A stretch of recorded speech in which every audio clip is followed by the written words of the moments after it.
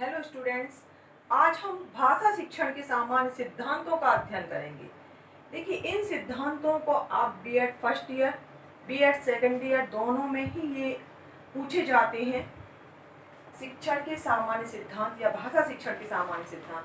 साथ ही साथ में आप जब बीएड फर्स्ट ईयर और सेकंड ईयर में प्रयोगात्मक परीक्षाएं देंगे, प्रैक्टिकल एग्जाम देंगे, उस समय वाइवा में भी इस सिद्धांतों को पूछा जाता है। तो आपको पता होना चाहिए कि शिक्षण के सिद्धांत क्या हैं और शिक्षण के सूत्र क्या होते हैं।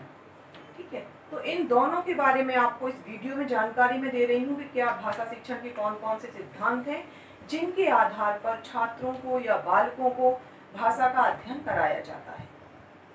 देखिए, ये हमारा पहला सिद्धांत है। कुछ सिद्धांतों को मैंने लिख के रखा है। पहला सिद्धांत है हमारा अनुकरण का सिद्धांत। देखिए, भाषा को सीखना बालक जन्म के तुरंत बाद से ही वो जब उसमें समझ विकसित होती है तब से वो लोगों को देखता है बोलता हुआ, तो उनसे वो अनुकरण के द्वारा कुछ शब्दों को बोलना सीखता है। धीरे धीरे जब वो उसकी अवस्था बढ़ती जाती है, वो इस तरह से अनुकरण के द्वारा शब्दों को बोलना सीख जाता है। तो भाषा सीखने का अनुकरण एक बहुत बड़ा माध्यम है जिससे वो भाषा को सीखता है। अगला है हमारा अनुबंधन का सिद्धांत। अनुबंधन किसी चीज से एसोसिएट करना, किसी चीज से जोड़ के उसका ज्ञान कराना। अनुबंधन के सिद्धांत में हम जो भी छात्रों को पढ़ाते हैं, बालकों को शिक्षक जब पढ़ाते हैं तो किसी चीज से उनको अनुबंधित कर दिया जाता है। जैसे उन्होंने वर्णमाला पढ़ाई तो हम पढ़ाते हैं चित्र दिखाकर, आ से अनार, आ से आम। इससे क्या होता है, बालक के मस्तिष्क में वो ज्ञान स्थायी रूप से बैठ जाता है। जब भी उसे अनार दिखाई देगा तो उसे छोटा आ याद आएगा, जब आम दिखाई देगा तो उसे बड़ा आ याद आएगा। तो इस तरह से वो अनुबंधित करके अपने भाषा के ज्ञान को बढ़ाने लगता है। अगला है स्वाभाविकता का सिद्धांत। भाषा ग्रहण करना, भाषा को सीखना बालक की एक स्वाभाविक उसकी एक स्वभाव है, उसकी आदत है। वो अपनी स्वाभाविकता के साथ साधारण लोगों की बातचीत के द्वारा, लोगों के आपस में बात जो जिस तरह से उनका अंतःक्रिया करते हैं, उनको देख के वो खुद ही स्वभावगत उनका अनुकरण करके उनको बोलने की कोशिश करता है। तो भाषा को बोलना बालक का एक स्वभाव है, व्यक्ति का एक स्वभाव है जिसके द्वारा वो भाषा को सीखने की कोशिश करता है। अगला है क्रियाशीलता का सिद्धांत। देखिए, क्रियाशीलता के सिद्धांत में व्यक्ति या सीखने वाला बालक वो जितना ज्यादा क्रियाशील होगा उतना ज्यादा वो भाषा को सीखेगा। क्रियाशीलता जितनी ज्यादा बालक में होगी वो ज्यादा सीखेगा। अब क्रियाशीलता को बढ़ाने के लिए शिक्षक क्या कर सकता है? शिक्षक कुछ इस तरह की एक्टिविटी करवा सकता है, कुछ ऐसी क्रियाकलाप कर सकता है जो पाठ्येतर क्रियाओं में आते हैं। उनमें छात्र को कुछ अनुकरण करने के लिए दे सकता है, कुछ लेख लिखवा सकता है उन पर। जिस उम्र का बालक होगा उस तरह की उन्हें कुछ ऐसी क्रियाएं दी जाएंगी जिससे वो ज्यादा से ज्यादा सक्रिय रहेंगे और भाषा का ज्ञान कर सकेंगे। जैसे बाल सभाएं होती हैं स्कूलों में, उनमें छात्रों को अपने विचारों को अभिव्यक्त करने के लिए रखा जाता है, उनसे कहा जाता है, नाटक करने के लिए कहा जाता है, कभी लेखन की कुछ प्रतियोगिताएं होती हैं। इनके द्वारा भाषा ज्ञान को वो सीखता जाता है। अगला है प्रयत्न का सिद्धांत। प्रयत्न के सिद्धांत के अंतर्गत बालक जितना ज्यादा प्रयत्न करेगा उतना ज्यादा भाषा को सीखेगा, क्योंकि सिर्फ स्वभाव से ही वो नहीं सीख रहा है। स्वभाव से तो वो एक वही सीख सकता है जितना एक जनरल बात है, जो किसी का बातचीत करने का तरीका देख के उसको अनुकरण के द्वारा सीख लिया। अब वो प्रयत्न के द्वारा उन चीजों को भी सीख सकता है जो भाषा के लिए बहुत जरूरी है, जैसे वर्तनी की शिक्षा, व्याकरण से संबंधित शिक्षाएं, भाषा को समझना, गद्य के क्या विशेषताएं होती हैं, पद्य के क्या विशेषताएं होती हैं, उसमें सौंदर्यानुभूति कैसे अनुभव कर सकते हैं, रस कैसे होते हैं, किस प्रकार के साहित्य को पढ़ के किस तरह की अनुभूति होती है, ये सारी चीजें वो धीरे धीरे अपने प्रयत्न के द्वारा, सीखने के प्रयत्न के द्वारा वो सीखेगा। क्योंकि अगला है हमारा 6 इसमें लेखन कार्य से पूर्व मौखिक कार्य का सिद्धांत। देखिए, बच्चा बोलना पहले सीखता है, क्योंकि लोगों को सुनता है, उनकी बातों को सुनने के बाद वो बोलना शुरू कर देता है, खुद भी उच्चारण करना शुरू कर देता है और धीरे धीरे वो बातचीत करने लगता है। ठीक है, पर उसे लेखन कार्य तब तक नहीं आता जब तक उसे सिखाया नहीं जाता। तो ये व्यक्ति का एक स्वभाव है मानव का कि वो बोल पहले लेता है, मौखिक कार्य पहले करता है, लिखित कार्य बाद में करता है। तो इसी उनके स्वभाव की वजह से उन्हें पहले मौखिक कार्य कराया जाए, बाद में उन्हें वो चीजें लिखित रूप में सिखाई जाएं। पहले वर्णमाला का ज्ञान कराया जाए मौखिक रूप से, उसके बाद उस वर्णमाला को लिखना सिखाया जाए।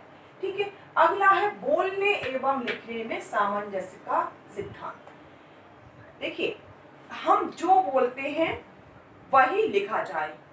इसका कहने का मतलब है कि आप शुद्ध बोलिए, आप वर्तनी संगत शुद्धता रखेंगे बोलने में, तो सामने वाला बच्चा जिसने सीखा हुआ है कि किस अक्षर को कैसे लिखा जाता है, वर्तनी किस तरह से लिखी जाती है, बोलने में जो उच्चारण में जो चीजें आती हैं, मात्राएं आती हैं, स्वर आते हैं, उनको किस तरह से लिखा जाता है। तो बोलने और लिखने में जब तक सामंजस्य नहीं आएगा, जो बोला जाएगा वही नहीं लिखा जाएगा, तो बच्चा ढंग से सीख नहीं पाएगा, भाषा का ज्ञान उसका सही तरीके से नहीं हो पाएगा। तो बोलने और लिखने में सामंजस्य का सिद्धांत। अब इसके लिए शिक्षक क्या कर सकता है? शिक्षक शुद्ध उच्चारण करे, खुद शुद्ध उच्चारण करे, और छात्रों के उनके जो अनुकरण को करते हैं या जो बच्चे बोलते हैं उनके बोलने पर शिक्षक ध्यान दे कि वो किस शब्द का सही उच्चारण नहीं कर रहा है, कौन सी अशुद्धियां कर रहा है। उसे व्यक्तिगत रूप से उन चीजों को पर ध्यान देना चाहिए जिससे वो बोलने और लिखने में कोई गलती न करे, और जो बोले वही वो लिखे। जैसे कुछ बच्चे कुछ शब्दों को शुद्ध नहीं लिखते हैं, वो बाहर को बाहर बोलते हैं, तो जब वो बोलेंगे बाहर तो उसे लिखेंगे भी बाहर। जो छोटे बच्चे होते तो तुतलाते हैं तो उन्हें लिखने के लिए दे दिया जाता है, तो जो वो बोलते हैं वही वो लिखते हैं। तो इस तरह से बोलने और लिखने में सामंजस्य जब सही होगा तभी वो भाषा का ज्ञान सही तरीके से कर पाएगा। फिर है स्वतंत्रता का सिद्धांत। देखिए, स्वतंत्रता के सिद्धांत के द्वारा बालक सबसे ज्यादा सीखते हैं। जितना उन्हें मौका दिया जाएगा बोलने का, अपने विचारों को प्रकट करने का, उन्हें अभिव्यक्ति के जितने ज्यादा उन्हें अवसर प्रदान किए जाएंगे, बालक उतना ज्यादा सीखेगा। क्योंकि जो छोटे बालकों के अंदर बहुत सारी जिज्ञासाएं होती है, बहुत सारे प्रश्न पूछते हैं, अगर उन्हें वो प्रश्न नहीं पूछने दिए जाएंगे तो उनकी जानकारी नहीं बढ़ेगी, तो इस तरह से उनकी भाषा का विकास ढंग से नहीं हो पाएगा।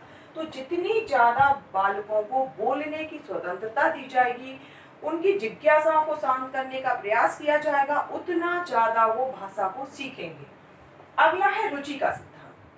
रुचि का सिद्धांत, छात्र जब किसी चीज में उन्हें रुचि होती है, उन्हें किसी चीज को पढ़ने में प्रसन्नता होती है, उस विषय को या उस टॉपिक को वो ज्यादा पढ़ते हैं। तो शिक्षकों को इस सिद्धांत के अनुसार छात्रों को जो भी वो पढ़ाने जा रहे हैं उसके प्रति रुचि उत्पन्न करना चाहिए। रुचि उत्पन्न करने के लिए वो कोई उससे संबंधित कोई एक प्रसंग सुना दें, कुछ ऐसी और कोई उदाहरण दे दें जिससे कि उन छात्रों की रुचि सीखने के लिए और ज़्यादा हो और वो खुश होकर उस चीज़ को सीखें, तो वो ज़्यादा से ज़्यादा सीख पाएंगे। इसके लिए शिक्षक क्या करता है, कुछ हम बताते हैं आपको। जो प्रस्तावना प्रश्न बताए जाते हैं वो इसी उद्देश्य की पूर्ति के लिए है कि बच्चा रुचि के साथ आने वाले टॉपिक पर ढंग से पढ़ सके, उसमें उसकी रुचि जागृत हो सके। अगला है व्यक्तिगत विभिन्नताओं का सिद्धांत। व्यक्तिगत विभिन्नताएं सभी में होती हैं। आपने मनोविज्ञान में बहुत अच्छी तरह से पढ़ा है कि हर व्यक्ति दूसरे व्यक्ति से अलग होता है, ठीक है। तो जब उनकी योग्यताएं अलग हैं तो उनकी समस्याएं भी अलग होंगी, क्योंकि प्रत्येक बालक दूसरे बालक से अलग होता है। तो उनकी योग्यताएं, क्षमताएं, उनकी रुचियां, ये सारी चीजें अलग होंगी और उनमें सीखने का अपना एक दर है, सीखने की दर भी सब बच्चों में अलग होती है। तो उनकी व्यक्तिगत विभिन्नताओं को ध्यान में दे रखकर शिक्षक उन्हें शिक्षण कराए, जिससे कि प्रत्येक व्यक्ति को अपनी समस्या, जो प्रत्येक व्यक्ति की समस्या है, प्रत्येक बालक की समस्या है, उन्हें उनकी समस्या के अनुसार उनका उनका निवारण किया जाए, जिससे वो आगे भाषा के विकास में सहायक हो सके। ठीक है। अगला है अभिप्रेरणा का सिद्धांत। अभिप्रेरणा, मोटिवेशन, आप सब जानते हैं। देखिए, जब बालक को अभिप्रेरित किया जाएगा कुछ सीखने के लिए, आपको कुछ नया ज्ञान देना है, तो छात्रों को उसके लिए, सीखने के लिए प्रेरित करें, ज्यादा से ज्यादा उससे संबंधित चीजें बताएं, और जो सीखने जा रहा है छात्र, उसकी भविष्य में क्या उपयोगिता है। भाषा सिखाने आप जा रहे हैं, तो भाषा, जो नई चीजें शिक्षक सिखाने जा रहा है, उसका कहाँ उपयोग करना है, ये भी साथ साथ में शिक्षक बताएगा, तो छात्र उसके लिए ज्यादा अभिप्रेरित होंगे। आप छात्रों से कह सकते हैं, इससे आपकी भाषा शुद्ध हो जाएगी, आप वर्तनीगत जो अशुद्धियां करते हैं वो नहीं करेंगे, आपको भाषा के सौंदर्य का ज्ञान होगा। जिस तरह के उद्देश्यों का निर्धारण किया गया है, उसके आधार पर शिक्षक छात्रों को अभिप्रेरित कर भाषा शिक्षण कराए, जिससे कि बच्चे खुशी खुशी उस चीज को पढ़ लें। आगे है हमारा बाल केंद्रितता का सिद्धांत। बाल केंद्रितता, देखिए, शिक्षण अधिगम प्रक्रिया में शिक्षक महत्वपूर्ण नहीं है। शिक्षण किसके लिए किया जा रहा है? बालक के लिए। बालक के उद्देश्यों की पूर्ति के लिए शिक्षण किया जा रहा है, तो इस प्रक्रिया में बालक का महत्वपूर्ण स्थान है। तो अध्ययन इस तरह से करवाया जाए कि प्रत्येक बालक की आवश्यकताओं की पूर्ति हो। उसमें जो प्रत्येक बालक को जो समस्याएं आ रही हैं, उन समस्याओं का निराकरण करते हुए या उस पर ध्यान देते हुए शिक्षक को अपना शिक्षण करना चाहिए। तो ये हमारे बाल केंद्रितता का सिद्धांत है, जिसमें हम बालकों को सर्वोपरि ध्यान देंगे। शिक्षक तो अपनी स्पीड से कुछ भी पढ़ाता रहेगा, उसे लगेगा सारे बच्चे पढ़ रहे हैं, सभी को आ रहा है। कुछ बच्चे कक्षा में बहुत इंटेलिजेंट होते हैं, कुछ बच्चे थोड़ा सा कम सीख पाते हैं, तो सबकी सीखने की गति अलग अलग होती है। शिक्षक को सभी बालकों पर ध्यान देकर उन्हें शिक्षण कराना चाहिए, जिससे कि सबकी आवश्यकताओं की पूर्ति हो और उनकी कक्षा में सभी छात्रों को भाषा शिक्षण का वो स्तर आ जाए जिस तक वो पहुंचाना चाहता है। ठीक है। अब है अगला हमारा प्रारंभिक अवस्था का सिद्धांत। प्रारंभिक अवस्था के सिद्धांत में हम सम्मिलित करेंगे कि जब बालक की शैशवावस्था और बाल्यावस्था होती है, उस अवस्था में बालक ज्यादा सीखता है, शैशवावस्था और बाल्यावस्था में। इसके बाद में धीरे धीरे उसका सीखने का क्रम है वो धीमा हो जाता है। तो जब बालक शैशवावस्था में होता है या बाल्यावस्था में होता है, उसी समय शिक्षक को भाषा से संबंधित सभी पक्षों का ढंग से अध्ययन करा देना चाहिए, जिससे भविष्य में उसे भाषा के प्रयोग करने में कोई दिक्कत ना आए। ठीक है। अगला है हमारा चयन का सिद्धांत। चयन का सिद्धांत, देखिए, शिक्षक जब कक्षा में पढ़ाने जाता है, भाषा अध्ययन के लिए जाता है, उस समय वो कुछ उद्देश्यों का चयन कर लेता है कि आज मैं कक्षा में इन उद्देश्यों की पूर्ति के लिए छात्रों को पढ़ाऊंगा, या मेरे आज के पढ़ाने से छात्रों के व्यवहार में निम्नलिखित परिवर्तन हो जाएंगे। ठीक है। क्योंकि भाषा में बहुत सारी चीजें हैं, गद्य साहित्य अलग है, पद्य अलग है, व्याकरण अलग है, वर्तनी अलग है, मुहावरे, विशेषण, बहुत सारी चीजें हैं। तो शिक्षक को ये निर्धारित कर लेना चाहिए कि आज की कक्षा में हमें किन उद्देश्यों का चयन करना है। उन उद्देश्यों की पूर्ति के लिए वो शिक्षण कार्य करे, जिससे कि छात्रों में जो अभीष्ट परिवर्तन है उनके व्यवहार का, वो व्यवहार का परिवर्तन हो जाए। अगला है हमारा अभ्यास का सिद्धांत। बहुत ही महत्वपूर्ण सिद्धांत है, कभी कभी इसे आवृत्ति का सिद्धांत भी कहते हैं। आवृत्ति का सिद्धांत या अभ्यास का सिद्धांत लगभग दोनों एक से ही है। अभ्यास के सिद्धांत में हम सिखाई हुए भाषा की चीजों को जितना ज्यादा अभ्यास कराएंगे, जितनी ज्यादा बच्चा उनकी प्रैक्टिस करेगा, उसमें उतना ज्यादा वो निपुण होगा, उतना ज्यादा सक्षम होगा उसे करने में। तो ज्यादा से ज्यादा प्रैक्टिस कराई जाए। शिक्षक ऐसा जो छात्रों को सिखा रहा है उस पर बहुत सारे अभ्यास प्रश्न दे, उसकी पुनरावृत्ति करवाए, जिससे कि छात्रों के मस्तिष्क में वो ज्ञान स्थायी हो जाए। यही आवृत्ति में होता है। आवृत्ति का मतलब बार बार उसी चीज को सिखाया जाए, कुछ मूल्यांकन प्रश्नों के द्वारा फिर उसका अभ्यास कराया जाए, जिससे कि छात्रों में भाषा का ज्ञान स्थायी हो जाए। अगला है स्वयं संशोधन का सिद्धांत। देखिए, स्वयं संशोधन के सिद्धांत के अंतर्गत आएगा कि बालक जब भाषा सीखता है, कभी कभी वो अनुकरण के द्वारा सीखता है, अपनी स्वाभाविकता से सीखता है, तो कुछ चीजों का उच्चारण वो गलत करता है, कुछ का प्रयोग वो सही प्रकार से नहीं करता है। जब कोई उसकी बात पर प्रतिक्रिया करता है कि आप सही नहीं बोल रहे हैं, या छोटे बच्चों के बोलने पर बहुत से लोग हंसने लगते हैं। आपने देखा होगा, छोटे बच्चे तुतलाते हैं, रोटी को लोटी बोलेंगे, लड्डू को लड्डू बोलेंगे। तो जब घर के लोग या और बाहर कोई उनका मित्र उनकी बात पर हंसता है, तो वो खुद में संशोधन करने के लिए प्रेरित होते हैं और वो अपने उच्चारण में, अपने लिखने में या बोलने में, दोनों तरीके में वो खुद ही सुधार करते रहते हैं।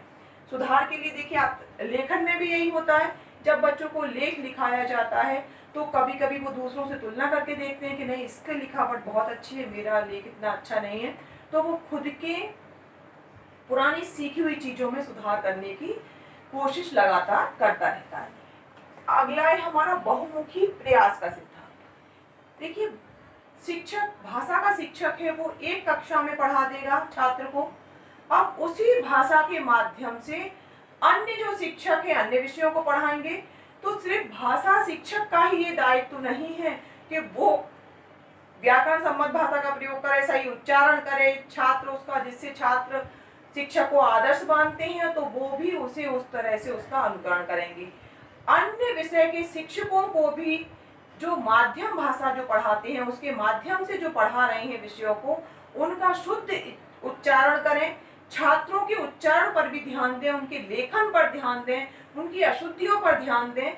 इस तरह से विद्यालय के जितने कक्षा में जितने भी कक्षाएं लगती हैं, जितने विषयों की कक्षाएं लगती हैं, उन सभी में छात्र जब सही उच्चारण सीखेगा, भाषा के सही रूपों को सीखेगा, बोलने का सही तरीका सीखेगा, तो उसके स्वभाव में भी, उसके व्यवहार में भी भाषा के सही तरीकों को सीखना, उनको व्यवहार में लाना आ जाएगा।